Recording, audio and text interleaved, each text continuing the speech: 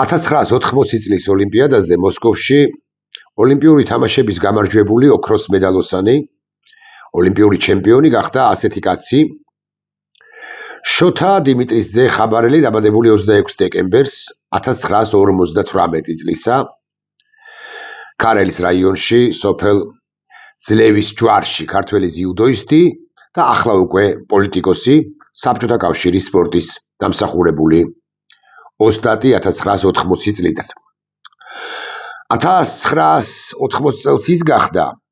და 44 წლის შემდეგ არ მეშლება სხვა სპორტსმენი, ამჯერად თავისუფალი სტილით მოჭიდავე 2024 წლის ოლიმპიური თამაშების ჩემპიონი, მანამდე 2016 წელს რიო დე ჟანეიროს ოლიმპიური თამაშების ბრინჯაოს და 2020 წლის ტოკიოს ოლიმპიური თამაშების ვერცხლის პრიზიორია. კიდევ ერთი დიდი ქართველი სპორტსმენი, ორივე კვლავ მინდა ხაზგასმით თქვა, ორივე დიდი ქართველი სპორტსმენია.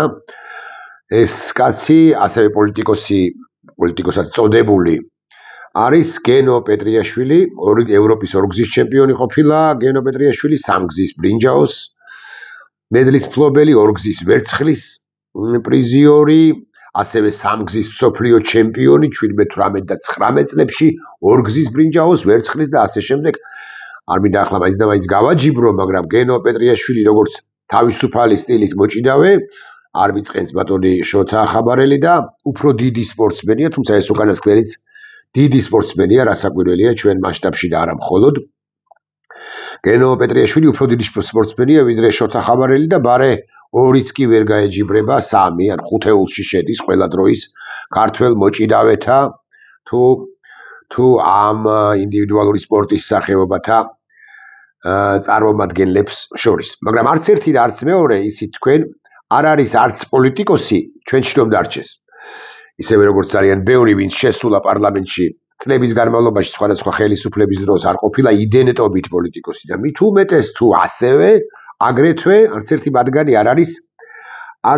მათგანი არ არის განათლების სპეციალისტი. განათლების მიმართებით კვალიფიციური, განათლების სფეროში კვალიფიციური პირი. ამის მიუხედავად რაღაცა მათ ხელში აქვთ თუ ჯიბეში აქვთ მანდატი დეპუტატისა, მაგალითად ასეთი, რამეს გაჩვენებთ, რამეს საბუთს, მანდატი დეპუტატისა, ისინი თავისუფლებას აძლევენ, რომ პრაქტიკულად ყველა სფეროზე, ყველა საკითხზე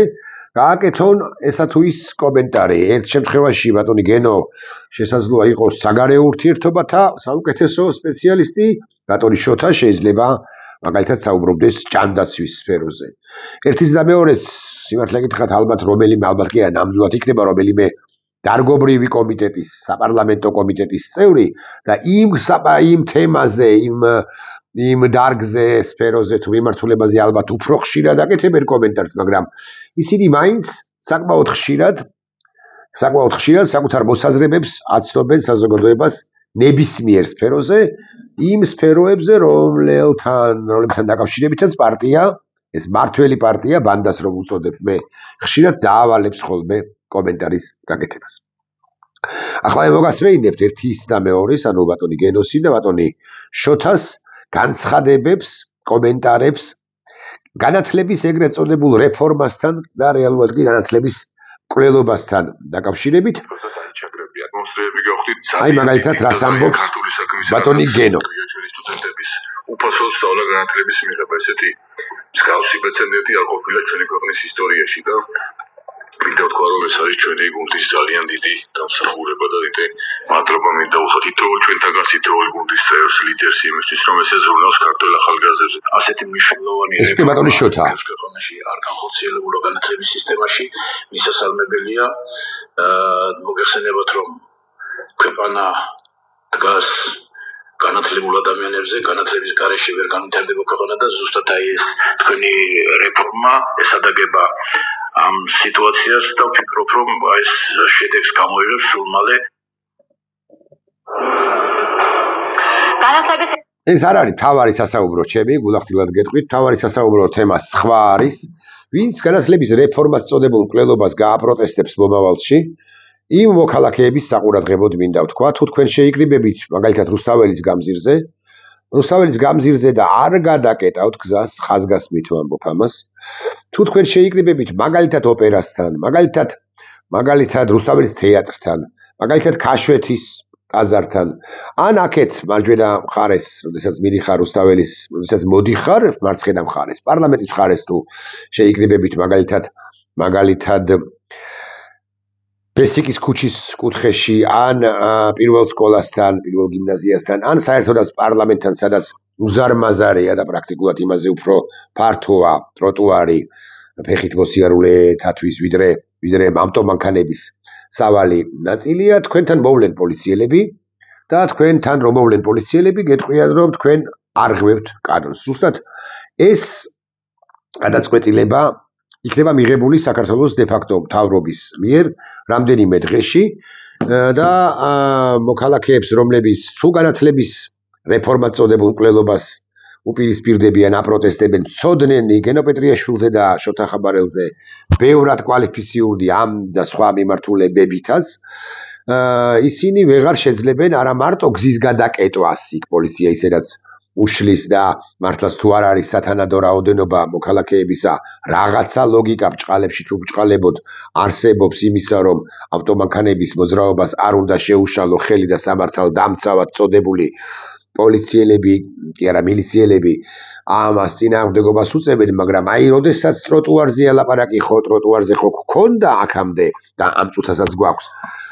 ტროტუარზე ყოფნის უფლება, თუ 10-ნით, 15-ნი ან 27-ნი ვიქნებით, დე-ფაქტო ხელისუფლების გადაწყვეტილებით, ამგვარი შეკრებაც კი თავდაპირველად ადმინისტრაციული წესით დაისჯება და უკვე შემდგომ დაისჯება სისხლის სამართლის პასუხისმგებლობაც კი შეიძლება დაეკისროს ამა თუ იმ მოქალაქეს ან მოქალაქეთა ჯგუფს, ამა თუ იმ ინდივიდს, უფრო ზუსტი რომ იყო, გარკვეული გაფრთხილების შედეგად. ეს კიდევ ერთი რეპრესიული ნაბიჯია, რომელიც გადადგა, რომელსაც დგამს საქართველოს დე-ფაქტო ხელისუფლება და დგამს ერთადერთი მიზნით, მიზეზით ერთის მხრივ და მეორეს მხრივ მიზნით, რომ როგორღაც აღკვეთოს ის პროტესტი, რომელიც საქართველოში და კონკრეტულად დედაქალაქში, მაგრამ სხვა ქალაქებში, დედაქალაქში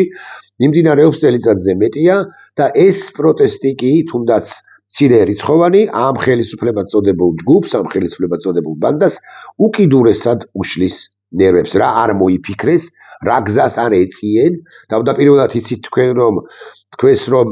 დაჯარიმება მოხდება მოქალაქეებისა, ვინც გადაკეტავს გზასო და აკი დააჯარიმეს კიდეც 5,000 ლარიანი ჯარიმით რამდენიმე ჩემი ინფორმაციით რამდენიმე 10,000 მოქალაქე, ხოლო ძალიან ბევრ მოქალაქეს ამ 10,000-დან 5-5, 7-7, 10 და 20 ჯარიმაც კი აქვს,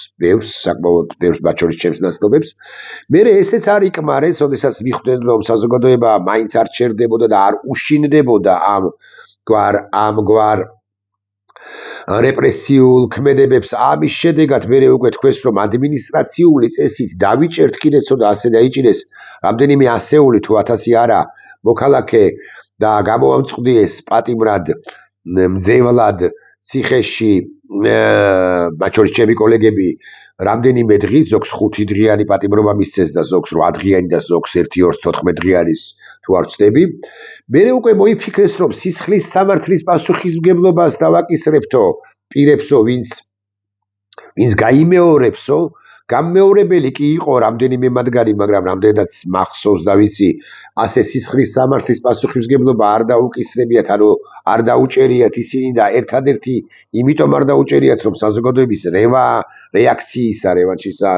ეშინიათ, მაგრამ რეაქციისა შეეშინდათ, თუმცა არ არის გამორიცხული, რომ კანონი, ეგრეთ წოდებული უსამართლო კანონი უკვე საომავლოდ კიდევ ერთხელ აღასრულონ და მოქალაქეებმა და მერე გადაკეტეს რუსთაველის გამზირი, ანუ პერიმეტრზე ჩააყენეს პოლიციელები, რომლებიც ცუდამინდში, ავდარში, სხვათა შორის გარეთ ავტომობილებიდან არც გადმოდიან და მანქანებით არიან მანქანებია ჩამწკრივებული რუსთაველის გამზირის პერიმეტრზე და მიხვებიან ხოლმე ეს მანქანებში განთავსებული მყოფი პოლიციელები იმ დემონსტრაციას, რომელიც თბილისის ქუჩაებს შეეფინება ხოლმე, ესეც მოიფიქრეს და როდესაც მიხვდნენ და დაინახეს, რომ ათეული გაგებით 150, 300 თუ 400 ეგრეთ წოდებული აკაცუკი მაინც არ ჩერდება და მოქალაქეები გადიან და პატარ-პატარა ქუჩებს ისევ სიტყვას ვიხმარ შეეფინებიან ხოლმე და ისევ ხმამაღლა აპროტესტებენ ამ ხელისუფლება წოდებული ბანდის ქმედებებს, მათ შორის ქმედებას, რომელიც განათლების მკვლელობას გულისხმობს და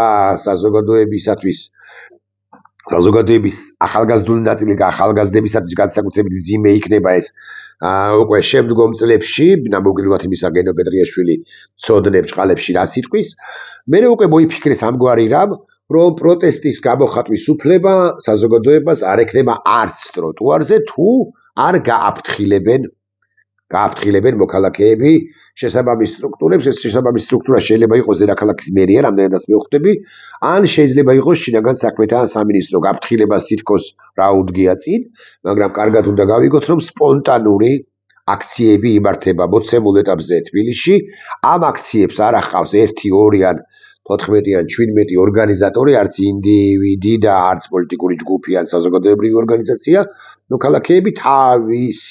თავისი ნებით, მეც მაგალითად და ჩემზე უფრო ხშირად სხვები ყოველდღიურ რეჟიმში მიდიან აქციებზე და ყოველგვარი მოწოდების გარეშე ესწრებიან ამ აქციებზე და მონაწილეობენ იმ მარშებში, რომლებიც იმართება ყოველდღიურ რეჟიმში. პრაქტიკულად შეუძლებელია, რომ რომელიმე მოქალაქემ ერთმა ან მოქალაქეთა ჯგუფმა გააფრთხილოს შეკრების გამართვის ტროტუარზე, შეკრების გამართვის თაობაზე თუ მერია და თუ შინაგან საქმეთა სამინისტრო, იმიტომ რომ კვლავ ვიმეორებ, ეს არის სპონტანური. მე მივდივარ როგორც დამსწრე და არა როგორც ორგანიზატორი. აი საკუთარ თავზე რომ ვილაპარაკო და მივდივარ რუსთაველის გამზირზე და არანაირი ვალდებულება არ მაქვს და სრული სიგიჟეა რომ გავაფრთხილო დედაქალაქის ასე მაგალითად დედაქალაქის მერია, რომ მე ახლა საბურთალოდან საღამოს 8 საათზე თუ 9 საათში ვიქნები რუსთაველის გამზირზე, რატომ უნდა იცოდეს საერთოდ ვინმე ჩემი გადაადგილების მარშრუტის ან საბოლოო დანიშნულების წერტილის თაობაზე, რატომ უნდა იყოს საქმის კურსში მერიის თუ შინაგან საქმეთა სამინისტროს შესაბამისი სამსახური. ახლა ისმის კითხვა, რატომ აკეთებს ხელისუფლება წოდებული ბანდა ამ ყველაფერს, რატომ აშინებს მას, ესოდენ რატო აშინებს ეს პროტესტი და ჩვენ ამაზე არაერთხელ გვისაუბრია, იმიტომ რომ ჩემი მოსაზრებით მას გარკვეული დედლაინები აქვს რუსეთის მიერ დაწესებული და ამ დედლაინების თანახმად მან გარკვეულ პერიოდში და ეს ყველაფერი გლობალურ პროცესებთანაც არის დაკავშირებული, ამ გარკვეულ პერიოდში უნდა მოასწროს გარკვეული ისეთი ნაბიჯების გადადგმა, ისეთი ქმედებები ისეთი დანაშაულები უნდა ჩაიდიდოს, რომელთა თაობაზეც ბატონი პეტრიაშვილი, გენო და ბატონი ხაბარელი შოთა უთუოდ არ და ვერ იქნებიან საქმის კურსში, ისინი ბრმად მიხვევიან პირს, რომელიც თავად მათ ენდო შეარჩია რა დეპუტატებად, ანუ ბიზინა ივანიშვილს. ცხადზე ცხადია, რომ ბიზინა ივანიშვილი, რუსი ოლიგარქი, არც გენო პეტრიაშვილს, არც შოთა ხაბარელს და არათუ მათ არამედ სხვებსაც კი საქართველოს პარლამენტის წევრებს 89-დან 88-ს ესე ვიტყვი, პაპუაშვილის გარდა ანუ ყველას არც აყენებს საქმის კურსში ყველაფერთან დაკავშირებით, რა არის ჩადენასაც, რის გაკეთებასაც ის აპირებს. პაპუაშვილს აყენებს თუ არა საქმის კურსშია, თუ რომელიმე თქვენგანი იკითხავს, მე გეტყვით, რომ მაღალი ალბათობით მასაც არ აყენებს საქმის კურსში, მიუხედავად იმისა, რომ ეს უკანასკნელი, ანუ პარლამენტის თავმჯდომარედ წოდებული შალვა პაპუაშვილი, ცხადია, სხვების არ იყოს, აბსოლუტურად ბრმად წაყვებოდა, ყველაზე უფრო უარესი გადაწყვეტილებაც კი, რომ გაეცნო ბიზინა ივანიშვილს მისთვის წინსწრებით. მაგრამ პაპუაშვილის არ მიაჩნია ისე, როგორც არც არავინ არ მიაჩნია ბიზინა ივანიშვილს ღირსად იმისა, რომ ჩააყენოს საქმის კურსში და ყველა ის ინსტრუქცია, რომელიც მას მაღალი ალბათობით მიღებული აქვს რუსეთიდან, ყველა ის ინსტრუქცია გაუზიაროს და სთხოვოს ხელშეწყობა, ასე პირდაპირ, აი რუსეთიდან დამავალეს ამის გაკეთება და გთხოვთ მომეხმარეთ, ამის გაკეთებაში სთხოვოს მათ პაპუაშვილს ამ შემთხვევაში და კობახიძის სხვა შემთხვევაში ხელშეწყობა დახმარება. მაგრამ ისმის კითხვა ქართული საზოგადოება ამ ყველაფრის შემდეგ ქართული ნიჭიერი საზოგადოება, ის საზოგადოება, რომელიც იკრიბება ხოლმე ყოველდღიურ რეჟიმში რუსთაველის გამზირზე და აკიგითხარით რომ ნერვებს უშლის ბიზიდა ივანიშვილს და არა მხოლოდ ამ შეკრებებისა და გამო შეეგუება თუ არა ამ ახალ რეგულაციას რომლის მიხედვითაც აკიგითხარით სისხლის სამართლის პასუხისმგებლობაც კიდე ეკისრება გარკვეული პერიოდის შემდეგ მოქალაქეებს რომლებიც ტროტუარზე არიან გაჩენებულები და საუბრობენ იმიტომ რომ ეს უკიდურესად მშვიდობიანი აქციები ჩვენ უნდა ვიცოდეთ ან უნდა იცოდეს იმ მაყურებელმა რომელიც ამგვარ აქციებს არ დასწრებია რომ არის ჯერ ერთი უკიდურესად მშვიდობიანი და საბოლოო ჯამში არის მონოლოგები და დიალოგები ჯგუფებისა მიკრო ჯგუფებისა რომლებიც შეიკრიბებიან ხოლმე ხუთეულები ათეულები და ასე შემდეგ და ერთმანეთს უზიარებენ სატკივარსა და საფიქრალსა და კიდე ახალი პლატფორმა გამოჩნდა თუ იცით თუ მიგიქცევიათ ყურადღება ცალკეული ცნობილი პირები მონაწილეობენ იმ პლატფორმაში ეს არის საჯარო რამდენად ხდება საჯარო ლექციების კურსი და იმ პლატფორმას თუ სლოგანად და თუ სახელწოდებად აქვს ესეთი ნაფიქრალი ხო და ეს აქციის მონაწილეებიც საკუთარ ნაფიქრალს ასე ვიტყვი თქვენის ნებართვით უზიარებენ ერთმანეთს ნაფიქრალს ნუ უზიარებთო დაახლოებით ამას გვეუბნება საქართველოს დე-ფაქტო ხელისუფლება და მე გეკითხებით როგორ გგონიათ ამ ყველაფერს დაუჯერებს თუ არა ამ ყველაფერს გაითვალისწინებს ალბათ სწორი სიტყვა არ არის მოკლედ დაუჯერებს თუ არა საქართველოს მოსახლეობა როგორ გონიათ ანუ აღარ გავა კი აქციებზე თუ ნიჭიერი ქართველების 300 400 500 თუ რამდენიც იკრიბება ყოველდღიურად და კიდევ მეტი მოიფიქრებს სხვა რამ გზას და ისევ გავა რუსთაველზე და რაღაცა ეგრეთ წოდებული კანონის ჩარჩოებში ჩაეტევა თუ მოხდება და არ დაარღვევს ამ ათეული გაგებით კანონებსაც ჩემი აზრით ეს ეგრეთ წოდებული კანონი უსამართლო კანონი ამჯერადაც ვერ იმუშავებს სულ რომ ადმინისტრაციული ჯარება დააკისრონ მოქალაქეებს როგორიც დაუკისრებიათ ბევრისათვის მოქალაქეები მაინც კიდევ ერთი წელი ან რამდენიც საჭირო იქნება გავლენ ქუჩაში და გააპროტესტებენ იმას რასაც ჩადის საქართველოს დე-ფაქტო ხელისუფლება ქართული სახელმწიფოს და მოქალაქე ინდივიდებისა და მოქალაქეების წინააღმდეგ მაგრამ ახლა ის მის კითხვა სხვა რა დარჩა საქართველოს დე-ფაქტო ხელისუფლებას როდესაც თვითონ ჩახვდება ან მიხვდება თუ გდებავთ ასე ვთქვათ რომ ვერც ამ კანონმა ვერ იმუშავა ეს არის ძალიან საინტერესო კითხვა და მე გეტყვით ჩემს ერთის მხრივ ანალიზთან დაკავშირებით ანალიზს მოგახსენებთ ჩემსაც მაგრამ უკვე შემდგომ მაღალი ალბათობით ეს ჩემი ანალიზი ან ჩემი ვერსია ხორცშესხმული იქნება საქართველოს დე-ფაქტო ხელისუფლების მიერ თუ მხრიდან გარკვეული პერიოდის შემდეგ ანუ მაშინ როდესაც მიხვდება ეს ხელისუფლება წოდებული ჯგუფი რომ ვერც ერთი კანონი ვერ მუშაობს იმიტომ რომ მოქალაქეების გარკვეული ნაწილი უმრავლესობა მეთქი ასე ვიტყვი არ უშინდება და მე გეტყვით რომ ესე იგი ამის შემდეგ უკვე საქართველოს დე-ფაქტო ხელისუფლება უკვე სხვა ტიპის რეპრესიებზე გადავაკიგითხარით იმიტომ რომ მასაც აჩქარებს იმპერიის დედაქალაქიდან მისივე კურატორი ან კურატორები ეს არის ონლაინ მედიების შეზღუდვა გარკვეული რეგულაციების დაწესება ეს არის ეგრეთ წოდებული მეინსტრიმ მედიის ანუ ტელემედიის კრიტიკულად განწყობილი მედიის მის მიმართ კრიტიკულად განწყობილი მედიის შეზღუდვა ეს არის პოლიტიკური პარტიები რომ აკრძალავს ეს ყველა ვიცით მაგრამ უკვე ინდივიდებზეც გადავადა ითქვის რომ პირობითად 300 კაცი ეს პირები ვერ იქნებიან არჩეულნი რამდენადაც ისინი მტრული სახელმწიფოს ინტერესებს წარმოადგენენ და არა მხოლოდ პოლიტიკოსები მოხვდებიან ამ სიაში არამედ მაგალითად ჟურნალისტები ან უფრო წინ არასამთავრობო ორგანიზაციები ასევე ის შეუტევს მის მიმართ კრიტიკულად განწყობილ ბიზნესის წარმომადგენლებს და მაქსიმალურ წნეხში მოაქცევს ცალკეულ იმ პირებს რომელს მე არ დავასახელებ თქვენის ნებართვით 1-2 თქვენს გაგახსენდათ სავარაუდოდ მაგრამ მე ასე სახელდებულად არ გავიხსენებ მათ არ არის საჭირო ყოველ შემთხვევაში მოცემულ ეტაპზე კრიტიკულად განწყობილ მედიასაც და კრიტიკულად განწყობილ ბიზნესის წარმომადგენლებსაც და არასამთავრობო სექტორზე იცით თქვენ და ასე შემდეგ მაგრამ ამის შემდეგ რა ხდება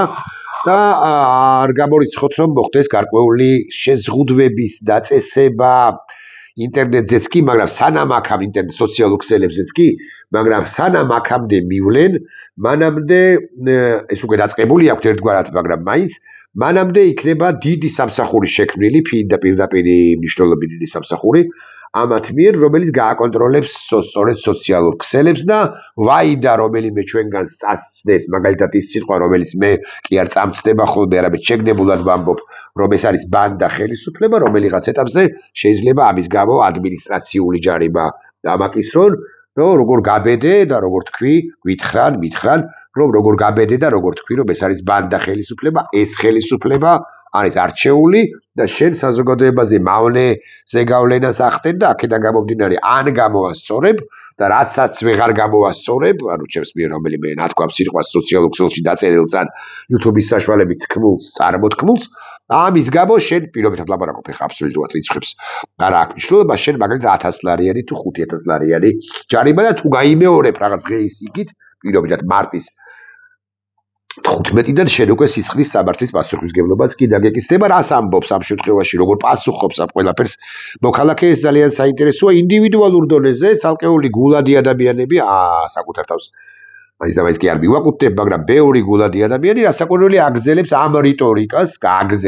რიტორიკას, მაგრამ როგორია საზოგადოების როგორც ერთიანი ორგანიზმის პასუხი, როგორც ამ რეპრესიებზე უკვე ტროტუარზეც აღარ უნდა იყოთ ამაზე, ისე უფრო მძიმე რეპრესიებზეც მედიის დახურვაზე, ონლაინ მედიის შეზღუდვა დახურვაზე, არასამთავრობოების დახურვაზე და ასე შემდეგ, როგორია საზოგადოების რეაქცია, ეს უნდა ვიკითხოთ ახლა ჩვენ და ეს არის ძალიან საინტერესო კითხვა, პასუხგასაცემი კითხვა. მაგრამ აქვე ერთი ამბავი უნდა გაგახსენოთ, რომელიც ამ კავშირთან, ამ ამბავთან თითქოს კავშირში არ არის, მაგრამ და მეორე მხრივ ბოდიში ერწოს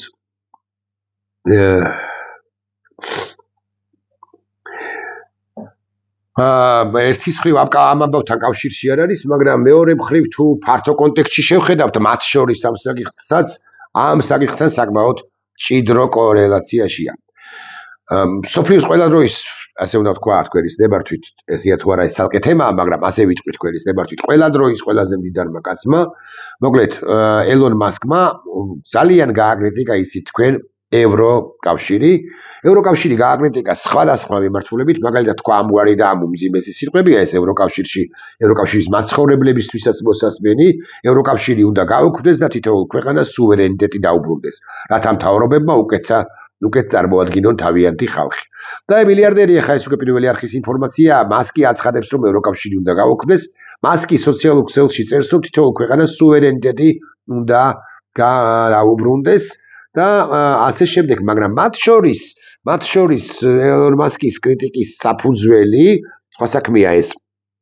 სწორია თუ არა, სხვადასხვაგვარად შეგვიძლია შევაფასოთ, ეს ყველაფერი არის ევროკავშირში მედიის და საზოგადოების წინააღმდეგ დაწესებული ერთგვარი რეგულაციები, რომლებიც თავისუფალი ბაზრის მომხრეებს, ამერიკანიზმის მომხრეებს, მეთქი ამერიკაში არსებული თავისუფლებების მომხრეებს, დამკვიდრებული თავისუფლებების მომხრეებს, ელონ მასკს ყველაზე ნაკლებად ალბათ, მაგრამ მაინც ეს რეგულაციები გაგიკვირდებათ და არ მოსწონთ განსაკუთრებით ოკეან გაღმა მცხოვრებ და ჩამოყალიბებულ პირებს არ მოსწონთ, იმიტომ რომ ევროკავშირი ესეთი შეფასებაც არსებობს, რომ ევროკავშირში გარკვეულწილად შეზღუდულია სიტყვის თავისუფლება მრავალი საჭიროებიდან გამომდინარე. მე ბევრისაგან განსხვავებით სიმართლე გითხრათ, არა ვარ მაინც და მაინც კრიტიკულად განწყობილი ევროკავშირის ამგვარ გადაწყვეტილებათა მიმართ, ბარემ ვიტყვი, მე ვიფიქრია იმაზე, რომ არალოგიკური სულაც არ არის გარკვეულ და ექსტრემალურ და არაორდინალურ შემთხვევებში სიტყვის თავისუფლების შეზღუდვა, რეგულაციაც კი შეზღუდვა ალბათ არასწორი სიტყვაა, გარკვეული აუცილებლობებიდან გამომდინარე დემოკრატიულ ქვეყნებში მე მგონი ყველა სიტყვა ზედმიწევნით ზუსტად თქვი, მაგრამ ამავდროულად ვაღიარებ და ვადასტურებ, რომ პირებს, რომლებიც ველაპარაკებიან ამერიკის შეერთებული შტატების კონსტიტუციის პირველ შესწორებაზე, ასე მაგალითად სიტყვისა და გამოხატვის თავისუფლების პრაქტიკულად აბსოლუტურ უფლებაზე და ასე შემდეგ მათ თავისი არგუმენტები აქვთ. აქვე უნდა გავიხსენო, რომ ევროკავშირსა და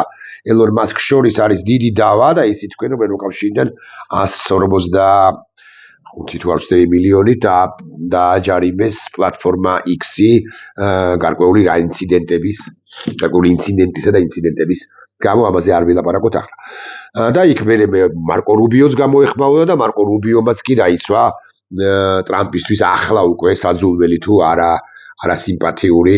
ელონ მასკი, რომელიც თავის დროზე 40-50 მილიონ დოლარსაც კი უხდიდა კვირის განმავლობაში პრეზიდენტ ტრამპს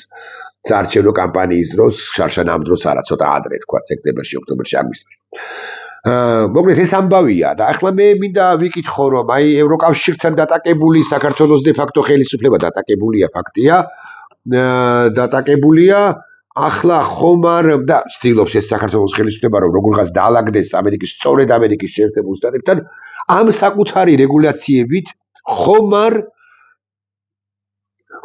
არ აფიქსირებს არამხოლოდ ანტიევროპულ პოზიციას, ეს გასაგებია და ისედაც ცხადი იყო. ამ ნაწილში სხვათა შორის ერთგვარად თანადებიან ისის ევროკავშირის ერთგვარი შემზღუდია გარკვეულ შემთხვევებში გარკვეული რეგულაციების დამწესებელია და აკი ამას საყვედურობენ ოკეან გაღმიდან მას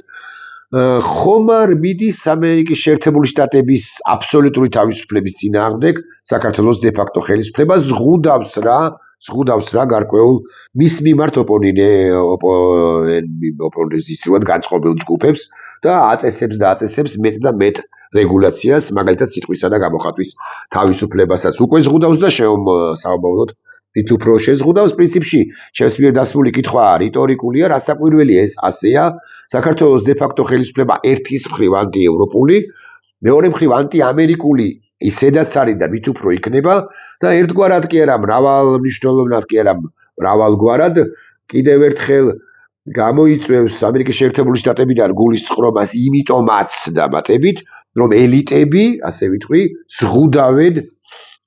ზღუდავენ სიტყვისა და გამოხატვის თავისუფლებას იმ ქვეყანაში, რომელიც შეერთებული შტატების პარტნიორი ან არის, ან შეიძლება იყოს და ამ შემთხვევაში გულისხმობ საქართველოს, როდესაც ლაპარაკობ საქართველოზე, მე არ გულისხმობ საქართველოს დე ფაქტო ხელისუფლებას როგორც პარტნიორს, მე ხაზგასმით მინდა ვთქვა, რომ იგულისხმება საქართველო როგორც პარტნიორი, თქვი რომ საქართველოს საზოგადოება როგორც ამერიკის შეერთებული შტატების პარტნიორი, ან საქართველოს ქვეყანა თვინიერ ხელისუფლებისა პარტნიორი შეერთებული შტატებისა. და კიდევ ერთი ბოლო პასაჟი ალბათ ამავე თემებზე, რომელიც ერთის მხრივ დავიწყეთ ისიც თქვენ გენოპეტრიაშვილითა და შოთა ხაბარელითა და განათლების რეფორმით და გადავედით მერე იმაზე, რომ გამოხატვის თავისუფლებასაც შეზღუდავს და მომიტინგეებს ტროტუარზეც კი შეაწუხებს და დაიჭერს და სისხლის სამართლებრივ პასუხისმგებლობას დააკისრებს ბანდა ხელისუფლება და რა თემას არ შევეხეთ, ევროკავშირზეც ვისაუბრეთ, ელონ მასკზეც და ასე შემდეგ, მაგრამ აი სრული სისავსით რომ წარმოვიდგინოთ მთელი ჩვენი ეს ამბავი, ეს თემა, რომ შევავსოთ დამატებით, მე წაგიკითხავთ ამონარიც ეროვნული უსაფრთხოების შეერთებული შტატების 2025 წელს მიღებული ეროვნული უსაფრთხოების სტრატეგიიდან, რომელიც ამ თემებსაც ერთგვარად ან გარკვეულწილად ეხება, თანადება ეხება, მოიცავს, მოდი ასე ვიტყვი, ისიც რომ ეს ეროვნული უსაფრთხოების სტრატეგია ჩვენშიც მათ შორის დიდი კრიტიკის საგანი გახდა შეერთებული შტატების დღევანდელი ადმინისტრაციის ეს პოლიტიკა და ეს დოკუმენტი, ეს მიდგომები, სხვადასხვა ძალიან ერთმანეთისაგან განსხვავებული, აი დიამეტრალურად განსხვავებულ ანალიზს აკეთებენ ცალკეული პირები, რომელთა მიმართაც ყველას მიმართაც შემიძლია, როგორც ცოდნეების მიმართ მე პატივისცემა დავადასტურო, ერთ აბზაცზე ამახვილებენ ყურადღებას და მეორედი კი სხვა აბზაცზე, ერთი უაღრესად დადებითად აფასებენ ამ უსაფრთხოების სტრატეგიას და მეორედი უაღრესად კრიტიკულად და უარყოფითად. ლოგიკა, ვინც დადებითად აფასებს ამ სტრატეგიას, მათი არგუმენტები საკმაოდ ლოგიკურია, მაგრამ არ მინდა გამომივიდეს ისე, რომ ვინც აკრიტიკებს, მათი არგუმენტები ლოგიკური არ არის. ესეთი კონტროვერსიულად შესაფასებული დოკუმენტია ჩემი მოსაზრებით, რომ დავაბალანსოთ მესიჯი და აი ამონარიდი ამ ეროვნული უსაფრთხოების სტრატეგიიდან, რომელიც იმ ჩემს მიერ მიმოხილულ თემებს ერთგვარად ეხება. მე-16 გვერდზე წერია: სიტყვის თავისუფლების, რელიგიისა და სინდისის თავისუფლების და ჩვენი საერთო მთავრობის არჩევისა და მართვის უფლება არის ძირითადი უფლებები, რომლებიც არასოდეს არ უნდა დაირღვეს. რაც შეეხება ქვეყნებს, რომლებიც იზიარებენ ან ამბობენ, რომ იზიარებენ ამ პრინციპებს, შეერთებული შტატები მტკიცედ დაუჭერს მხარს, რომ ისინი სრულად იყოს დაცული. ელიტის მიერ მართულ ძირითადი თავისუფლებების ანტიდემოკრატიული შეზღუდვების წინააღმდეგ ვიქნებით ევროპაში, ანგლოსფეროში, ანგლო-საქსონ სამყაროში ანუ და დანარჩენ დემოკრატიულ სამყაროში, განსაკუთრებით ჩვენს მოკავშირეებს შორის. ყველგან მიაქციეთ ერთ ამ ფრაზას, ამ წინადადებას. შეერთებული შტატები მტკიცედ უჭერს მხარს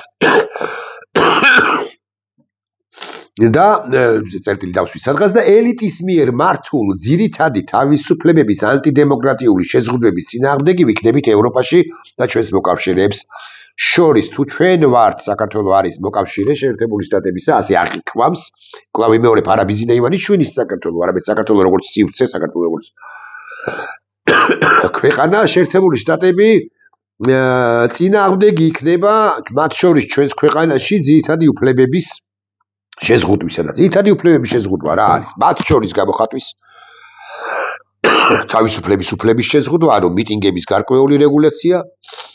მათ შორის ტროტუარზე დგომის გამო პრაქტიკულად სისხლის სამართლის პასუხისმგებლობის დაკისრება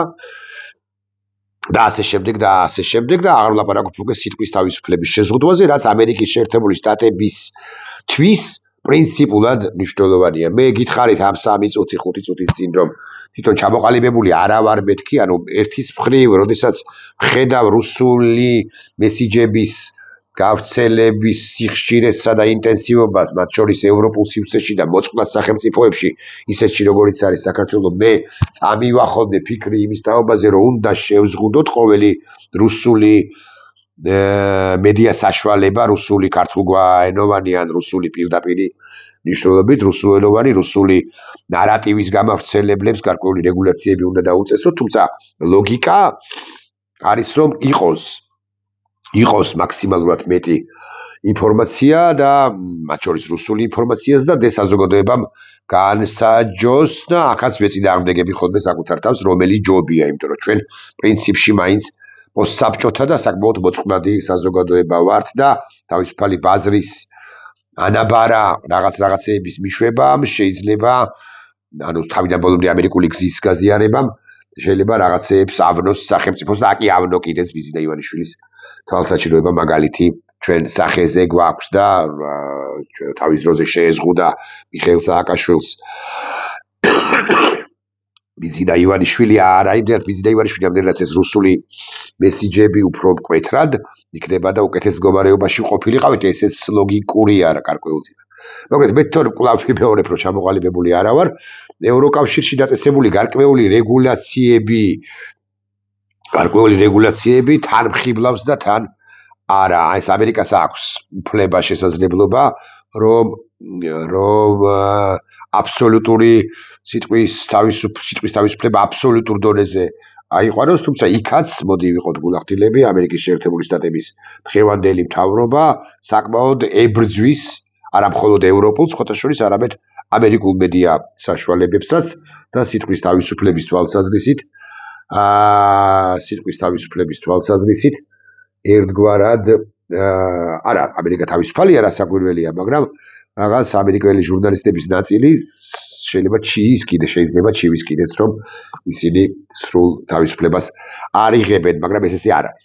მოკლედ, ჩვენთან ესეთი მძიმე მდგომარეობა არის, ხელისუფლება მეტი რეპრესიებისთვის ემზადება, თუ არ შევეგუებით ჩვენ ყველანი ამ ყველაფერს, ხელისუფლებას არაფერი არ გამოვა. ჯერჯერობით ეს ერთწლიანი ისტორია ჩვენი ქვეყნისა და პროტესტისა ადასტურებს იმას, რომ ყველა კრიტიკულ ვითარებაში ჩვენ ვპოულობდით გამოსავალს და დარწმუნებული ვარ, ახლაც იპოვით. ნახვამდის.